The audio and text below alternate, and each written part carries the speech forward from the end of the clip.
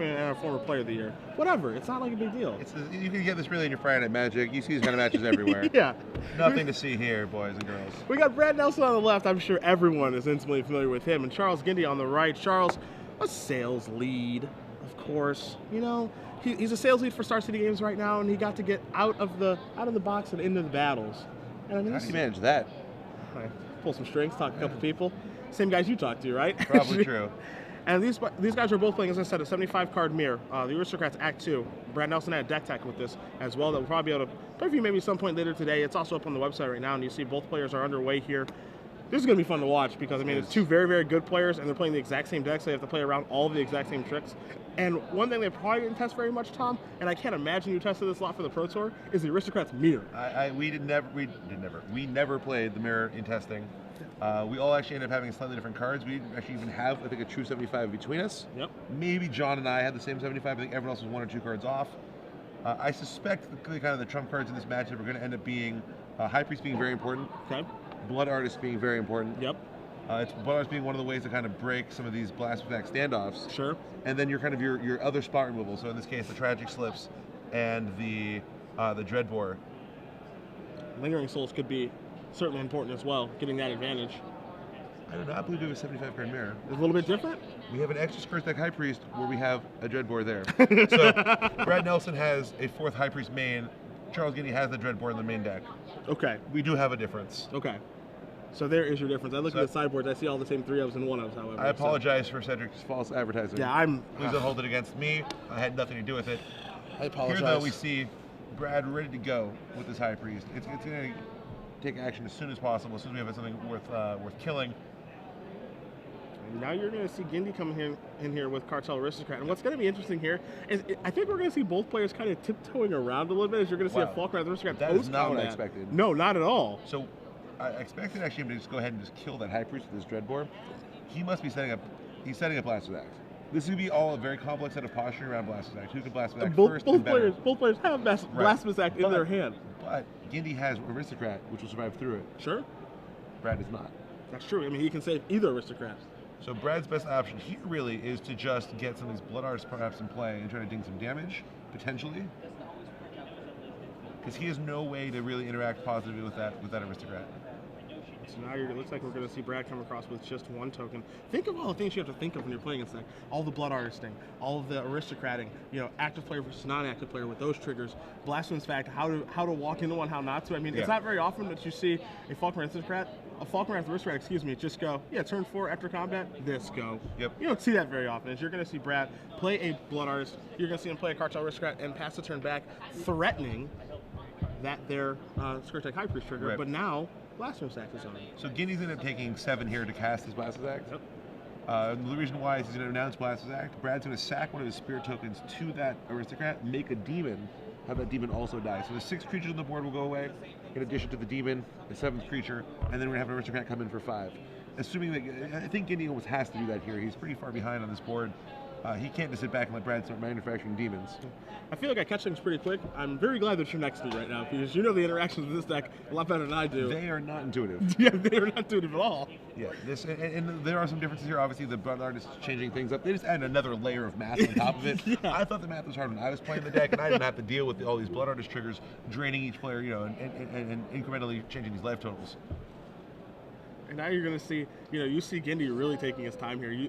Because you have to assume that Gindy probably is thinking, well, Brad knows I have a Blasphemous Act. Here it comes. And Yep. You're going to see that start the turn. He's going to announce that right now. And with that on the stack, he's going to announce that. Now, look at the ordering here. So you can go and explain all of this, what's going on. So Gindy's maintaining priority. For those of you who play Magic Online, he is holding down control while he's casting these spells.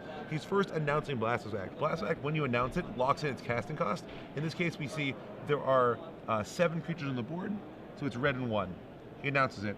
Now, still holding priority, he casts Tragic Slip on the Blood Artist. Yep. Blood Artist, in this case, is a 0/1. Yep. He's going to die before then the act will resolve. He then, while still maintaining priority, although somehow here he has lost it, I don't quite understand. Oh, he was fast-forwarding, assuming that was going to resolve. Yep. He then passes priority. Brad now is going to go ahead and actually sack each of his things in turn to his own Cartel Aristocrat to have it survive that Blasphemous Act, and to drain him with each of the creatures. Yep. So far we've seen 1 drain. Now we have the demon go. then the Spirit Token will go, then the Blood Artist will, sorry, then the High Priest will go, then finally the Blood Artist will go. 5 triggers, 5 drains. Aristocrat will be protection from red. Pass back to Gindy. Gindy will then make his Aristocrat indestructible by sacking the Cartel Aristocrat, and then he'll be able to attack for 5. Thank God you're here. A lot's going on in this Yeah, turn. I appreciate it very much. Now, everything that you just said happened exactly in that order. Yep. So it works out beautifully for you guys at home. It works out exactly how Charlie wanted it to work out here. You see the Cartel Aristocrat get sacrificed. You see the counter on the Falcon Aristocrat. You don't like what happened? That tragic slip didn't do anything. Because the tragic slip, that creature's dying anyway. Okay. Everything else that was going to die to the Bastard Act and would have triggered the High Priest just died to the Cartel Aristocrat and triggered the High Priest. Okay. I believe Gindy there actually just threw away that tragic slip. Okay. And now we're going to see Lingering Souls get flashback here. Maybe he saves it to get the Cartel Aristocrat, but it also would have had protection from black. Maybe he just saves it, period. Just saves it, period. I think that's the right option there. Because now we have a Fall of Blood Artist. Gindy down to 12 life already. Does have a Blood Artist of his own. It's going to get messy quickly. Yeah, we're going to have a lot of triggers. We're going to have the active player, non-active player things start to happen a little bit probably as well. I think we're going to see a Blood Artist followed by a Dreadbore on the Blood Artist. I think the key spot in this is posturing for Blood Artist dominance. Sure. And yeah, exactly. So that was a huge rip for Gindy, especially when he's holding that second Aristocrat, which will actually deal a lot of combat damage. Now, Brad in the tank, what does he want to do now that this Red War's happening? Does he want to do any more draining elsewhere? Answer to that question is going to be no. Just sacks it to the Aristocrat, drains for 1. And so now the question is Falcon Aristocrat going to get dirty in the red zone? And let's get that Blood Artist pulled up on the screen for you so you can take a look. It's a card that we don't really see in Constructed. Yep. But it's obviously at the center point of this matchup here. And it's really causing a lot of incremental life changes here. And here you see, so whenever Blood Artist or another creature dies, target player loses 1 life and you gain 1 life. Now, life totals did not change from that Blood Artist being sacked. There we go. Okay, so I was wondering if Brad missed the trigger. It turns out he did not. Sure. He did drain Gindy for the 1. So Brad, I believe, is up to 15. Get Gindy now down to 11. You're going to see a lot of life point changes here, similar to what you see actually in draft if you drafted Orzhov with all that extort going on. Yep. It's basically we're going to see a lot of, and Brad with a 3rd Blood Artist. And you really see why they do play forward. Remember, Gindy already used his Blasphemous Act. Brad has a Blasphemous Act in his hand that he can set up, as we see another Cartel Aristocrat here. So what he wants to set up is yeah, this is an obvious attack here. So this attack happens, the Blood Artist is a vampire, not a human. So Gindy doesn't really want to block the, notice Gindy had a Blood Artist too. Yeah, that countered the trigger. Yeah, the game training is pushing, yeah. But continue your point. Yeah, sorry, so I was saying the attack here, because he didn't have a human in play, they just drew 1. Lingering Souls and Doomshroud. So we're all posturing. Getting back and forth tug of war on who's going to have Blood Artist control and then who survives Blasphemous Act better. Sure. That's what's going on here. So one thing that happens as well is, let's say that, you see the Blood Artist on each side, you see the Lingering Soul tokens, all of this good stuff. We got the board position as it is, and you see both players are going to figure out what to do. The thing with the active player, non-active player rule, with the Blasphemous Act, let's say that Brad does play it on his turn here. You're going to see all of these Blood Artist triggers go on the stack. You guys are probably wondering, who's to resolve first? So active players goes on the stack first, then non-active players goes on the stack. Non-active player, of course, being Charles Gindy, because it is not his turn. Correct. And then his will resolve first, so he won't die. And then Brad's will resolve, so it'll make it a net no gain. Brad is actually threatening lethal on his turn. Okay. Because Brad's hand is Blasphemous Act, and I believe Boros Reckoner. Unless I misread his hand. I think he has 2 cards, I think he has those 2 cards. If it is, he gets to play Boros Reckoner, and then because there are now going to be 8 creatures in play, cast Blasphemous Act for 1 mana. 13 off the Boros the 2 Blood Artists are going to net out. Yep. He's going to take 13 from the Blasphemous Act, killing that Boros Reckoner, killing Gindy, who's at 10. Brad is tapping his mana very, very quickly, so now you see a Boros Reckoner, and Tom, it looks like you may be right about what's going to happen. Here's what should happen. Gindy, in response, should have sacked some creatures to make Blasphemous Act cost more. Now, he has to have a read there, but the way in which Brad was playing that turn, the speed in which Brad slammed that thing into play, that Reckoner fast. Gindy should have paused and said, hold on, let me think about this. Sure. And could have come to the conclusion, you must have a Blasphemous Act. I don't want to die this turn. The only way not to die this turn is to sack some of those guys. You can't cast the Blasphemous Act, make it cost more mana. A very hard line to find, certainly on the fly. I mean, what if you're wrong?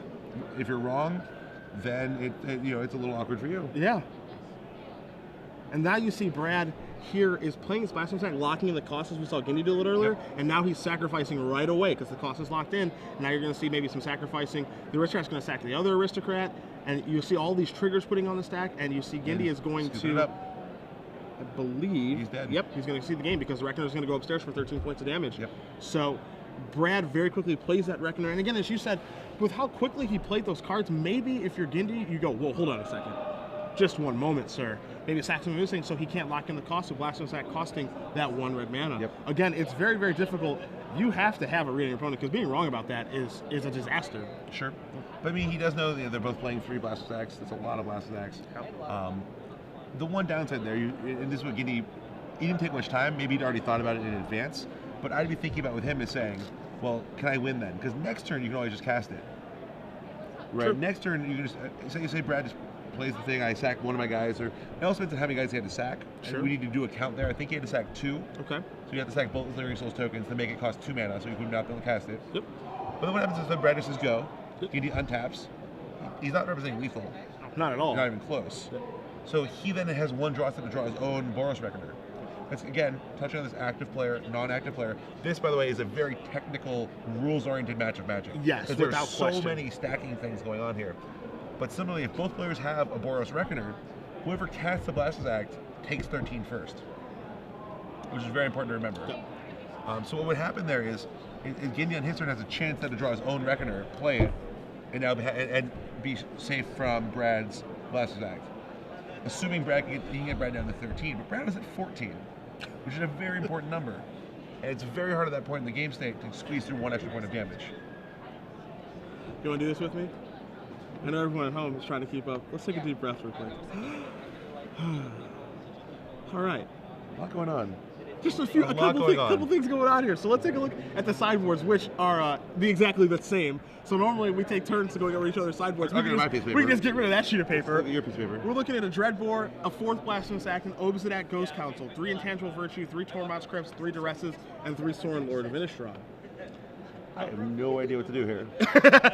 So it's awkward because the symmetry of Blasphemous Act, like we saw right there, is going to be a very variance-inducing kind of card. Yep. In some ways, this is like the Oath of Druids mirror match. For Okay. those of you who've been playing for a long time, you may remember the card Oath of Druids. It's an old one. It's one that you've not seen for maybe even a decade, actually. Yeah, it almost feels like a decade. That means we're old. Yeah, let's get that pulled up on the screen so you can read it. To kind of show where I'm coming from here. Oath of Druids is a card that triggers on both players' upkeeps, no matter who casts it. Yep. And if you have fewer creatures than your opponent does, you get to flip over cards from your deck until you find a creature. The Oath of Druids decks are built around having only 1 or 2 creatures in them, and consistently hitting those cards. Yep. So if your opponent kind of blinks first and plays their Oath, then you don't have to have one. Sure. You can just play off of theirs. Yeah. Similarly here now, Blasphemous Act in both players, under both players' control. If you have your Boros Reckoner, you don't really care if they have Blasphemous Act. There's that same kind of give and take, that same kind of tension. Mm-hmm. Harkening back to Oath of Druids.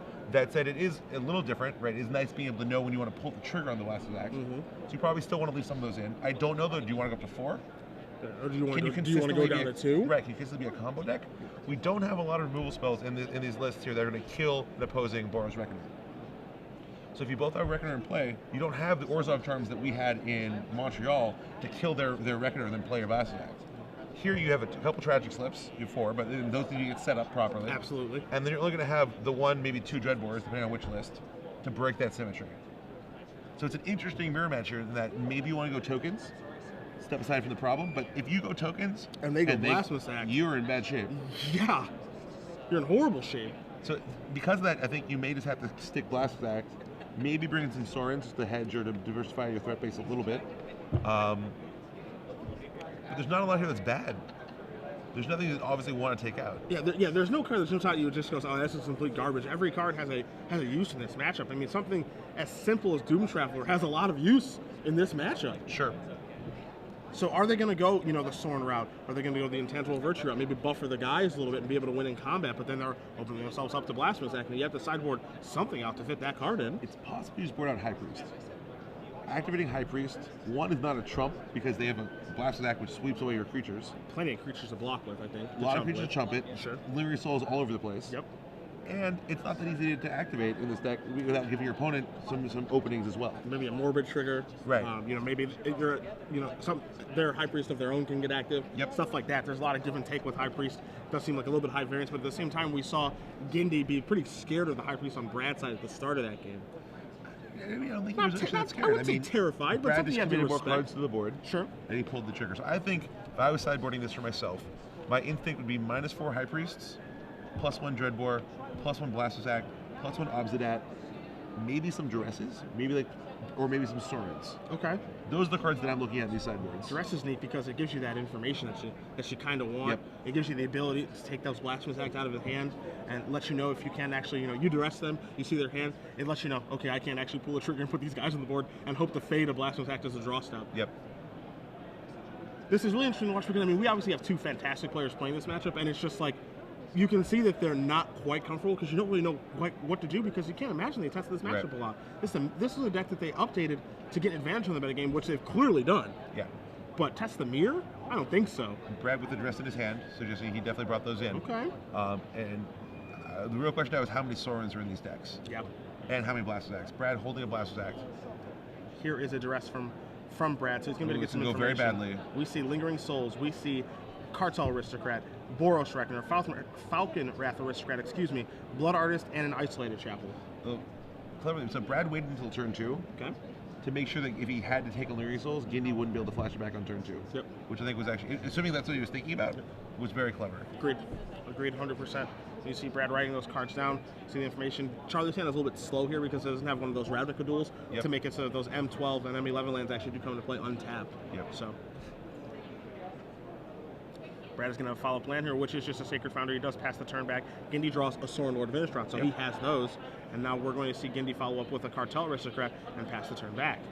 If you remember, so in the kind of Jace mirrors, it's kind of a race to who gets Jason to play first. Sure. Because you get to brainstorm, and then they Jace killing your Jace. Then you play Jace, you brainstorm, they Jace killing your Jace. Yep. Here it's the same thing. Sorin make an emblem, they Sorin killing your Sorin. You have an emblem, they have nothing. And they don't. Yep. And I think the emblem could be huge in this matchup. So now we see a Boros Reckoner from both players. Gindy has one of his own as he does top deck a Dragon Skull Summit and pass the turn back. So now we're going to have a little elephant on elephant combat. Brad hoping to find a way now to get that Reckoner out of play. And here's what we see, a Doom Traveler and a Blood Artist in his hand. I expect him just to kind of toss those two onto the board and then leave up he's going to definitely leave up Tragic Slip, I think, not play a tapped land. I think he has a Godless Shrine in his hand. It's a little awkward for him here because if he pays 2 life for that, it lets Gindy know he has Tragic Slip. Mm-hmm. But I think he doesn't want to get caught without mana up here.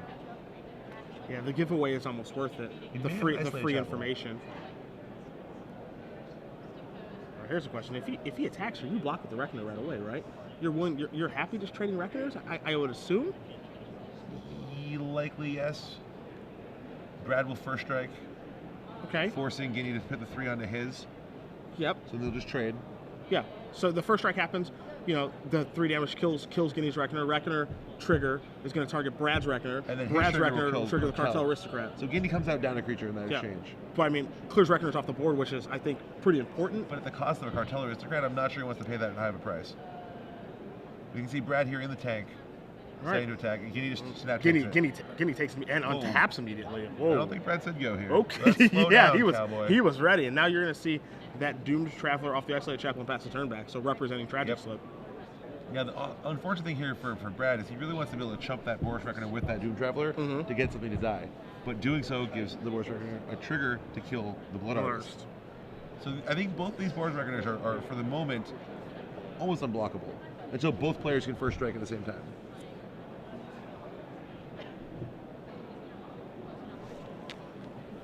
All right, so now you saw Gindy. He untapped so quickly, and now he draws his Clifftop Retreat, and now he's slowed way down. He's trying to figure out that Sorin. Yeah, what do I want to do? Or Falcon Aristocrat to the air. Yeah, how do I navigate? If he Falcon Aristocrat here, he's going to find out that Brad has that Tragic Slip in his hand, which will just kill it. And how do you value Falcon Aristocrat in this matchup? That's a big question. When there are no Lingering Souls yet cast, it's one of the only ways I think to do kind of consistent damage. Sure. And again, the critical number here is you want to get your opponent down to 13. Yep. That's the magic number we're trying to get to here. And this board state, when Brad is only has a Blood Artist, he kind of has a much better control over the life totals. Gindy needs to get a little aggressive, I think. Because Gindy needs to get him to 13 to shut off Brad's Blasphemous Act, is what you're saying. Got it. So, here comes Aristocrat, here comes Boros Reckoner. Brad, is he going to block? Is there going to be any movement? Are you going to see a Tragic Slip? As Tragic Slip will take care of the Falcon Aristocrat. So already we have Blast Act is lethal for Brad. Say again? Blast Act right now is lethal for Brad. Okay. Because you're going to get 13 from the Blast Act plus 6 triggers of Blood Artist is 19 damage. So Brad already was lethal. If he just tragic slips the Falcon at the Aristocrat, he stays well above 13 himself, and then he just gets to kill Charles Gindy with the Blast Act this early in the game. That cannot block that one. He's going to fix it, so he's going to block here. He's charging with his own guy. Charging his own guy. And that's game. Wow. So very clever play by Brad Nelson You're there. going to see a Blood Artist trigger here. Now, hold on a moment. What if we see Gindy sacrificing things? I mean, Gindy has to know what's happening. But Brad is 4 mana. Brad has 4 mana, yeah. 5th land in his hand. Okay. He only needs to have 4 creatures in play. He controls 3 of them. Gindy has to sack his whole board. Sure. That's just, you can't do that. Sure. Brad just double checking the math, making sure it's lethal. Yep, so gets in for the value 1 point, and then we're going to see the Blast Act in the next game. Now you see Blasphemous Act being cast, and yep, between the Reckoners, Brad being at 22, Gindy's Reckoner is not going to kill him, and then the Blood Artist triggers will complete this game, plus the 13 from Brad's Reckoner going upstairs to Gindy. I think Gindy really had to play that Blood Artist that's in his hand. Yeah, I think it's all about Blood Artist, like that supremacy. Well, as long as those on the board. You want everything even. Yes. Even Blood Artist and even Reckoners means yep. That nothing that the acts don't do anything. Yep. And you see Gindy a little bit frustrated going with Falcon with Aristocrat that turn. It's appealing to want to cast that card. Yeah, but I think if he'd flashback Leering Souls and cast the Blood Artist, or even just cast Blood Artist, I think we would have seen a much different kind of outcome to this game. It would have gone on for quite a bit longer. You see here, they're talking about it. Brad, I bet, is hugely advantaged because he's played this deck a lot more than I bet than Gindy has. Yeah, I agree. And this matchup is all about understanding the shortcuts and the tricks and being able to think through, because these are some complex lines of play. I mean, I'm imagining me right now, if you weren't in the booth, maybe if I'm here with Osip, because Osip hasn't played this deck. Yep. You know, you have. I'm trying to figure out, explaining those complex things, those triggers, all of that stuff. That would be very hard for me right now. I'm not kidding when I say I'm very glad you're here. This is very complicated stuff. And I mean, you see Gindy's a bit dejected right now, understandably so. Sure. But I mean, that's a difficult back and forth. And I agree with you that Brad, updating the deck, playing in a lot of Magic Online, getting the kinks out, he's one of the people that updated this deck. So as you said, he's got a lot more reps with this deck that I would assume that Gindy does. Sure. And you can kind of see how it plays there. He felt a little bit more sure of himself what he wanted to do over the course of the game and what he was looking to accomplish. Where Gindy, I don't felt as sure of himself with that turn with the Falcon Aristocrat, for example. He had Blood Artist, Aristocrat, Sorin, 3 very different options of cards to cast. 3 things that take the pathway of the game in 3 way different directions. Absolutely. And which one are you supposed to cast that turn? I mean, we say it's Blood Artist now. It's very appealing to want to use your 4 mana on that turn, as we saw Gindy untap so fast to just want to go wham, Sorin, make a guy, or Emblem, or bang, Aristocrat, get in, hope you don't Tragic Slow.